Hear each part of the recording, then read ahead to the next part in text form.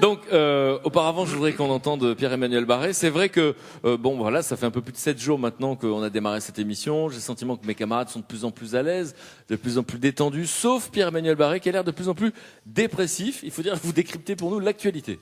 Et oui, c'est vrai Frédéric, figurez-vous qu'hier soir, j'ai même dépassé mes propres limites. J'ai regardé le 20h de TF1.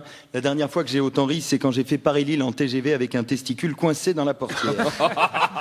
Au programme, des profs, des élèves, des chômeurs, des dauphins, des sites de rencontres, une comédie musicale, un squelette de dinosaures géants et 2 minutes 30 de reportage sur les téléviseurs du futur que vous pourrez acheter en 3 fois sans frais quand vous aurez du pognon. L'actualité est donc fidèle à elle-même. L'espèce humaine s'apprête à déposer le bilan. 27 enfants seront morts de soif avant la fin de cette chronique. L'espérance de vie en Sierra Leone est de 34 ans. Marc Lévy prépare le roman de la maturité et Guillaume Musso s'apprête à le recopier. On est dans une mer de noir. Rassurez-vous, on fait tout ce qu'on peut pour que vous passiez une bonne journée sur France Inter.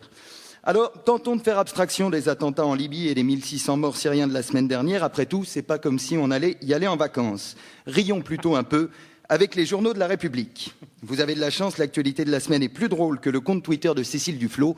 C'est vous dire le niveau. Nous sommes le mardi 4 septembre. Joyeux anniversaire à François-René de Chateaubriand et Natacha Amal. Les meilleurs partent les premiers. Puisqu'on parle de mort, vendredi dernier, c'était les 15 ans de celle de Diana, un accident dramatique dont beaucoup ne se sont jamais remis, à commencer par elle, Frédéric. Tragique en effet d'imaginer que la dernière chose qui soit passée par la tête de la princesse de Galles soit un autoradio Philips 4 fois 40 watts. 15 ans après, la blague fonctionne toujours, ça fait chaud au cœur. Alors, on ne sait pas si c'était en hommage à Lady Di, mais dimanche, un quart de touristes roumains a glissé sur un gravier.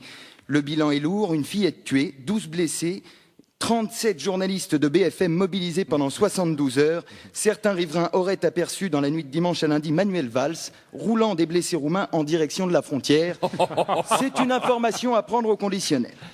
Cette semaine, on a aussi beaucoup ri grâce à Vincent Peillon, notre facétieux ministre de l'Éducation, qui propose d'enseigner la morale à l'école. Un homme politique qui parle de morale, c'est un peu comme Guy Carlier qui t'apprend à faire des abdos, ou Alain Duhamel qui t'explique la pensée unique, t'écoute d'une oreille distraite. J'attends toutefois avec impatience le cours magistral de Jean-François Copé sur la morale économique et financière. J'ai pas mal de questions en suspens. Paralympique, enfin, encore une médaille d'or pour la France dans la catégorie journalisme, grâce au talentueux Laurent Geoffrin. Vous le savez, le grand penseur de droite, mais de gauche, gribouille régulièrement dans le Nouvel Observateur un édito qui gagnerait souvent à être remplacé par un simple cliché d'étron. Si le net est un magnifique outil de diffusion, il ne produit rien, clamait-il déjà en 2010 dans les colonnes de Libération. Et le petit Laurent n'avait pas fini de nous faire rire. Accrochez-vous. Tremble Jamel Debbouze. Le 27 août dernier, le pittoresque directeur du Nouvel Obs a décidé de se lancer définitivement dans l'humour avec un sketch très réussi sur les dérives de la liberté d'expression en France. Évoquant un texte diffamatoire ayant circulé cet été de boîte mail en boîte mail, il déplore que personne n'ait pu s'y opposer. Bon sang, mais c'est bien sûr, comment n'y avions-nous pas pensé avant, alors que la Corée du Nord nous montrait si gentiment le chemin à suivre. Il faut de toute urgence créer un ministère de l'exactitude qui assurerait une veille permanente des cartes postales, e-mails et autres coups de téléphone à sa maman pour s'assurer qu'aucun mensonge ne soit relayé par les vilains internautes et qu'enfin la vérité triomphe au journal de TF1. Je propose naturellement que Laurent prenne la direction de ce ministère et à cette occasion, je me permets de lui conseiller de reprendre son vrai nom, Laurent Mouchard. On peut dire que certains ont des prédispositions naturelles à la gaudriole. Un chiffre qui met de bonne humeur, peut-être pour terminer, ça vous intéresse? Ah oui, ça nous intéresse. Eh bien, c'est tant mieux, parce que j'avais l'intention de le dire quand même. 29%, c'est la baisse au premier trimestre sur les résultats nets du groupe de Martin Bouygues.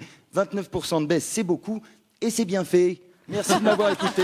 Pierre-Emmanuel Barré.